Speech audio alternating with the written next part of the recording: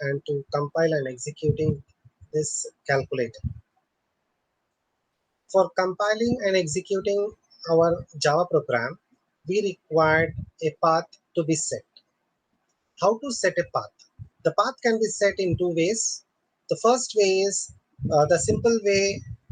Whenever you require, you just type path and then go to your specified folder where you have stored your Java file. Always the Java will be saved in program files, Java, JDK along with version, then bin. Just click, drag and drop this particular bin folder into your path and the path will be set automatically. To check whether the path has been set or not, just give Java C. This will say that your path has been set or not. Certain commands will be executed along with this compiler. The second way of setting a path permanently, we need to go for environmental variables. Just in search, if you type en, automatically this environmental variables control panel will be displayed. In environment variables, we need to go with system variables, new, then we have to set it as path variable value. You need to browse the directory. The directory will be taken from the bin, just as we did for copy and paste. The same way we have to go for C drive, program files, then Java bin. This folder we have to select and give it as OK. Then again, if we give it as OK, the path will be set. And to check for the path, again go to environmental variables and you can see that path has been given as C program files Java JDK 1.16.0.1 followed by bin. This particular folder, once it's set, whenever your system restarts, automatically the path will be set for your Java and it will be no need to set path always. Okay, then we have a program in D drive. I have stored this program in D drive in sample folder, just calc.java. The extension for this file is calc.java. You can find that this particular folder contains only one file, that is my calculator file. I will close all these files, close all windows. Yes. When I click this, the notepad will open. My program will be displayed for you, minimized, and just for compilation, I will show you one thing. When I compile my program, you can see one thing, Java C. My file name is calc.java.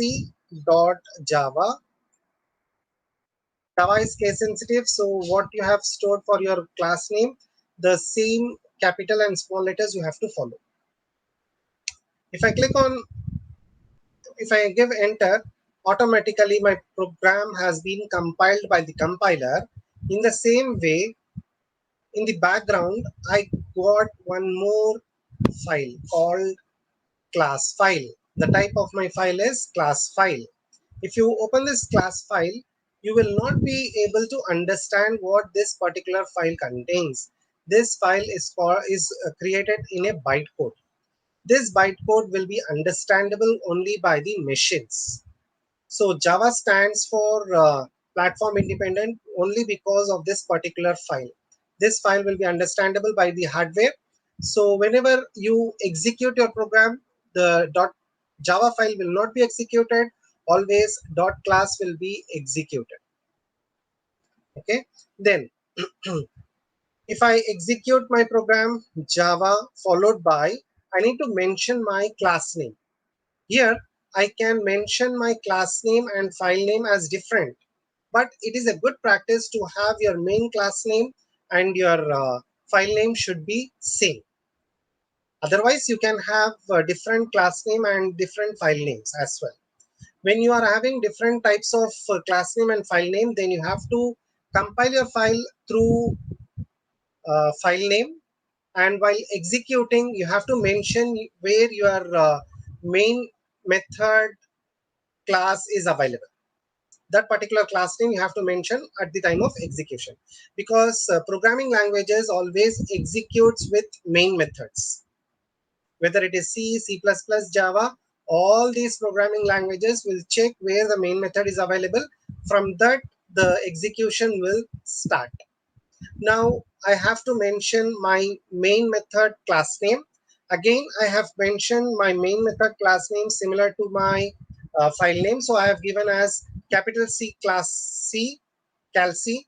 And if I enter, it will ask me to enter a number. I just mention 200 as my first number, and my second number I'm going to mention it as 500, and I need to mention the operator which is going to operate for these two numbers. First time I will use plus symbol. When I use plus symbol, both the first number and second number will be added together and it will be displayed to my result. As a result, the coding is here. As I said, I have used the main method, and the class name is similar to my file name, and then I have used as a data type as double, because I can mention a pointing values as well as I can mention without a pointing value. So it is better to have a double value. Then I'm getting my first number in A and the second number in B, and the calculated value is going to be stored in ANS variable. Always, whenever you are going to store something on a particular variable, you have to mention uh, the value. That is, the initialized value has to be mentioned when you are giving your value from the left hand side to the left hand side. Then I have used a character for getting the operators from the user. As for example, I have given here as plus symbol. Plus indicates that it is my input value for the operator. Then to get the input from the user, we have three methods can be used. Three classes can be used. The first class is data input stream class. The second class is buffered reader class, and the third class is scanner class. If I use data input stream or buffer reader, it is of lengthy classes. I need to convert from string to integer, because whatever we enter as a value in Java, it will be considered as string. So we need to convert it, then we need to pass it to the variable. That is something lengthier. So to avoid this of lengthy things, we can use scanner class, which is available in util package. This is a package which contains many collections of classes. Many classes are available in util, and one of the classes scanner class to get the input from the user. And then I have used system.out.println. There are two types of methods. One is print ln method, another one is print method. Print ln, it will create a new line after entering this data. Print, it will stop the cursor on that particular line itself. So I have asked the print method is used to display the content to the user. Then I have used next double, because I have used a double for A and B. So next double I have to use to get the input from the user, and I'm going to store it in A, the first value. The second value is going to be stored in B, and then the operators are going to be a character value. So we don't have a next char in Java, so we are going to use next dot caret of 0, so that the first position of the character which I entered will be stored in OP. Now this op is my variable where my operators are going to store. It is going to put on my switch statement. Either I can use if statement, if conditions can be used, or else I can also use switch. Switch is better way to understand. Instead of if else, if we have large amount of if else, then we get something confused, so it is a better way to use switch. Then I have used plus. If the case of my operator is plus, then my ANS will be overridden to a plus b value. That is, a value and b value will be added together and it will be stored in ANS. And then I used break. If I don't use break, then all the rest of my statements will be executed. After plus, that is case plus, whatever the statement I've given in cases, all the cases will be executed. The updated value for ANS will be printed. So whenever the case is matched, I need to break my statement, and then I need to get into the out of my case, and out of the case is just to print the value. Print line of the answer is ANS. ANS is the variable where I have stored the added of two values. Now, if I go to the output stream, if I enter, the value is 700. That is, the answer is 700. I received two blank spaces because I have used two print line statements. Either I can use print line statements or I can use for breaking of statements slash n. Either of the way I can use, but I have used a print line statement. Okay. Now, if I execute the second case, I will give 200, 500, and if I say minus, now if you see my program, first number has been stored in A, the second number has been stored in B. Here my number has been stored, and then OP will store my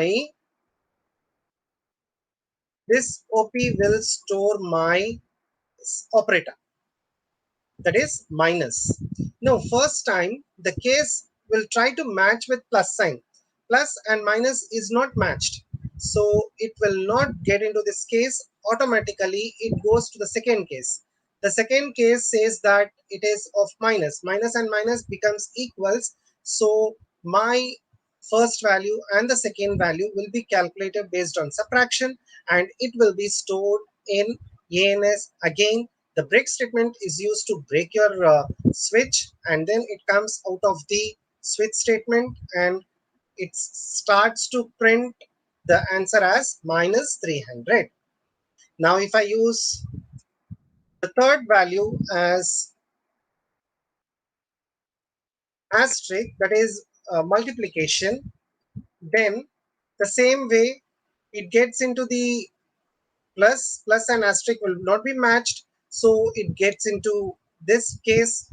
Again, this case will not be matched, then it gets into this asterisk symbol, so this asterisk symbol is matched, so A star B will be added together and multiplied together, and it will be stored in ANS, and the rest of the cases will be breaked, and it comes out of the switch statement and prints the values. This is how it prints the value as 200 into 300, which becomes 60,000. Now again, if I execute my program and if I give the same value for 200 and 300 with division symbol, then it will try to divide my value 200 by 300, which becomes something a pointing value. I have used double, so it has taken 12 precisions. If I use float, then it will be taken as 6 precisions. If I want to, if I need to have all the precisions, then I can use double. The same way plus and division will be matched, it is not correct, so second case will be checked, third case will be checked. In this fourth case is matched, so 200 by 300 it is divided, and the value will be stored in ANS. Again, a break statement is used so that the value which I have break, it will be the the rest of the cases will not be executed, then it ends to the last statement and checks.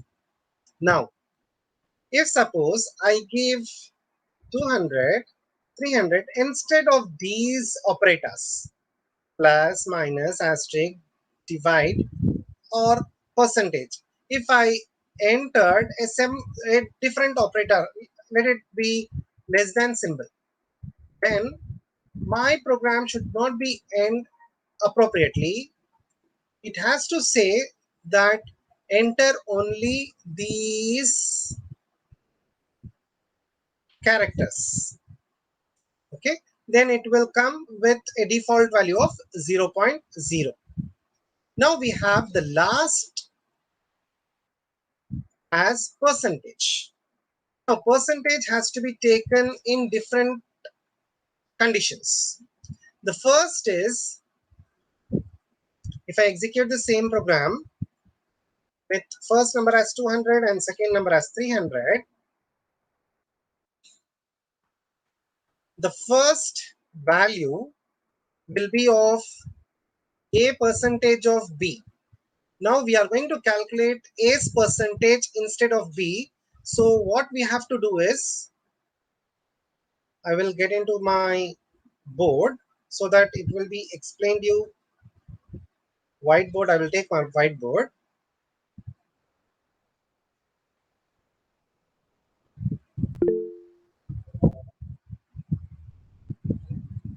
Okay, now I have, the question here is a percentage of b. A's percentage of b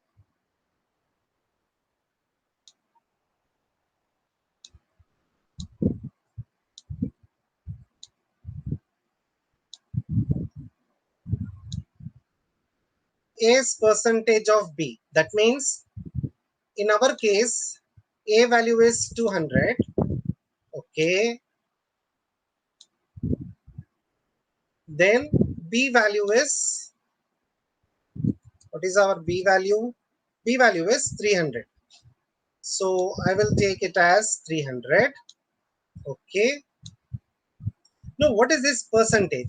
Percentage says that 1 by 100. That means 200's percentage is 100. Divide by 100. Now I have to calculate A's percentage of B. That means 200 divided by 100 into 300. That means these two zeros will be cancelled and the value becomes 600. Hope you are understanding my concept. A's percentage of B, which becomes 200 by 100, because 100 is percentage. We have said A's percentage, so we are getting 200 by 100 into 300. Why 300? Because it is of B, just a value. So it becomes 600. Let's get into the program and check. I will say percentage. Then the first value which we got is A's percentage of B is 600. Now what is the second thing?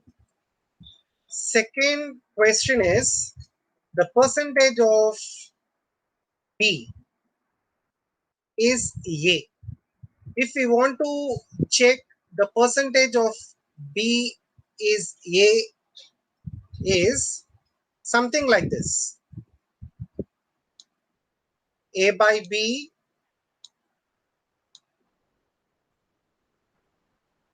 into 100. This formula we have to follow. Then what is our A? A is 200. What is our B?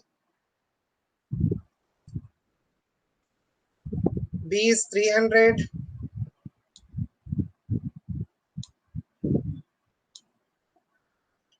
into 100. So I can cancel these two zeros. So I will get a value in 3 3 6 18. Again I get pointing value, so I will get 6.3333. 6 point, sorry, it is 66.6666, because 3 6 are 18, carry 2, again 3 6 are 18, carry 2, again it goes on, so the value becomes like this. It is of double, so it will get into the 12 precisions. Okay, then the third is increment or decrement value. We need to check whether the given value has increased or decreased. For this we have a formula for increase and decrease. To find out the increment or decrement of such values, we have a formula called a minus b by 100. If the outcome is positive value, then it will be considered as increased value. The value is increased.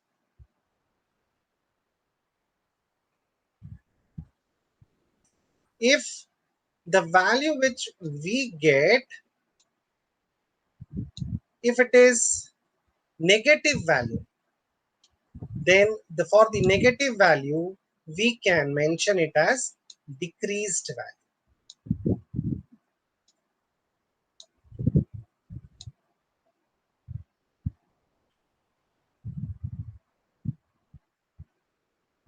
Okay, this is how we can differentiate for increase or decrease, and the formula will be a minus b by 100.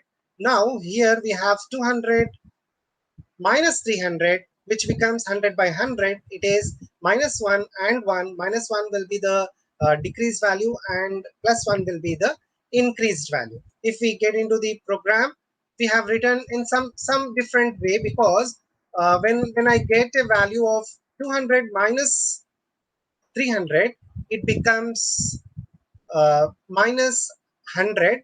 Minus 100 divided by 100, it becomes minus 1.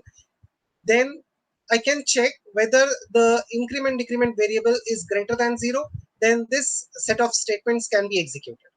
Or else, if it is less than 0, in our case it is less than 0 because it is minus 1. So else part will be executed. The percentage decreases is equal to minus 1, and increases is equal to plus 1. This is how we can mention whether our given value is going to be increased or decreased. Okay. One more time I will give you a different output, like 200 and 500. Case of percentage, again we got 1000 as a percentage of b. That means a is 200, b is 500. So 200 divided by 100 becomes 2. 2 5s are 10, so it becomes 1000, right? 2 5s are 10, two zeros will be added together, so it becomes 1000. The percentage of b is a equal to 40, because 20 by 500 into 100. So these two zeros will be cancelled. 100 and 500, that means 0 zeros cancel, and then we get 200 divided by 5. If we get 200 divided by 5, then it becomes 40. So our answer is 40. Then 200 minus 500, it becomes minus 3. So the percentage decreases is equal to minus 3, and percentage increases is equal to 3. This is how we can do a simple calculation for percentage. That's all about the calculator. Thank you.